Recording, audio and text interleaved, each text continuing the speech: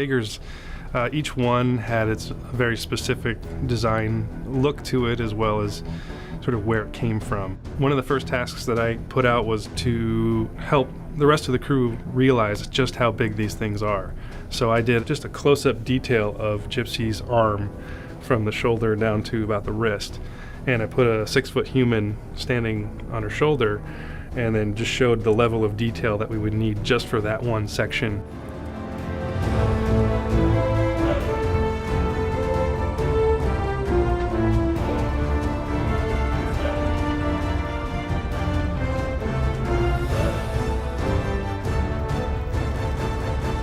Mechanical designs are always the hardest to construct and rig and animate. They're harder than soft creatures. With hard pieces of a robot or any kind of machine, you really have to think about how the pieces fit together and what they're going to do when they move so they don't just pass into each other. And we had not just the outer armor to deal with, but all kinds of mechanisms underneath, particularly in the shoulder area and in the hips where the legs join the body.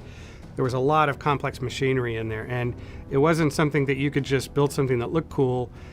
It really had to work. It all had to function. So between the art design team on Guillermo's side and Alex Jaeger, our art director here, and our modelers and our riggers, we had to just sort of go through this process of building things, rigging them, moving them, looking at how it all worked, figuring out the problems, loop it back through design and through modeling and back to rigging again to really sort of sort out all those issues, especially the shoulders. The shoulders just, they kept me awake at night.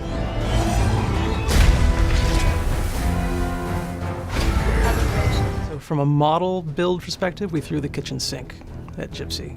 Pretty much everything we know how to do with asset building, we put into that model.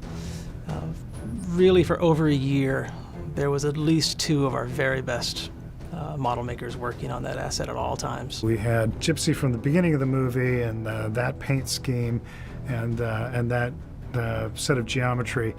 And then we see Gypsy being refitted in the Shatter Dome. And then that Gypsy gets additionally progressively damaged over the Hong Kong battle, which then gets repaired again for the final battle underwater. At which point, another series of staged reveals of damage occur. By the end of the film, there were 22 different versions of Gypsy Danger. Gypsy B2B, which is a gypsy with no left arm. And then the other arm gets torn off, and oil splatters on her chest, and her head gets cut open, so lots of different setups and different versions of the asset were required. In a way, it's a bit like an animated feature where you have to account for wardrobe changes and all these different variations. When you get to Striker Eureka, which is one of the newer Jaegers, we definitely changed the look in that as far as having more